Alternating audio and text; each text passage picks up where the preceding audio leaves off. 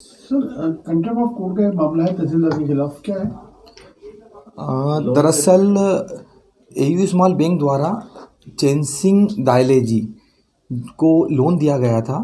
तत्पश्चात इनके द्वारा अपनी लोन की किस्त नहीं भरी गई थी, जिस पर से एयू स्मॉल बैंक के द्वारा इन्हें सेक्शन सरफेसी अधिनियम की धारा 13(2) के तहत नोटिस दिया गया था। तत्पश्चात अन्य धाराओं के तहत भी इनके विरुद्ध हमने कार्रवाई की, किंतु उन्होंने अपने लोन का भुगतान नहीं किया।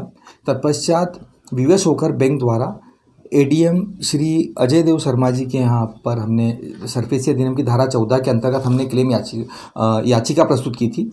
उक्त याचिका के अंदर हमने उक्त प्रत्याभूत संपत्ति जो उनने गिरवे रखी थी उसके कब्जा लेने के संबंध में हमने याचिका दायर की थी, जिसमें माननीय एडीएम साहब द्वारा दिनांक 24/3/2023 को हमें यह आदेश प्रदान किया गया था कि तहसीलदार महोदय के द्वारा उक्त प्रत्याभूत संपत्ति जो कि सिमरोल के अंतर स्थित है उनका कब्जा दिलाया जाएगा।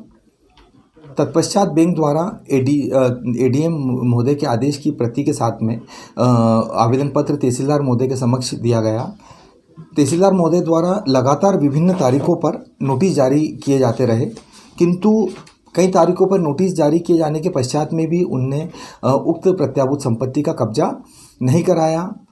लगातार 4 से 5 बार हमने नोटिस जारी करवाए, उनके द्वारा हमने आवेदन पत्र दिए तो उन्हें नोटिस दिए, किंतु जिस दिन कब्जे की दिनांक होती थी उस दिन उनके द्वारा विभिन्न तरह के बहाने बनाकर कब्जा नहीं दिलाया गया, जिससे व्यथित होकर बैंक द्वारा माननीय उच्च न्यायालय की शरण ली गई। उक्त उच्च न्यायालय के समक्ष बैंक द्वारा रिट पिटीशन दायर की गई। उक्त रिट पिटीशन में माननीय उच्च न्यायालय द्वारा यह निर्देश दिए गए कि उन्हें दिनांक 6/2/2025 की अवधि से 2 माह के अंतर उन्हें उक्त प्रत्याभूत संपत्ति का कब्जा तहसीलदार महोदय को कराना है।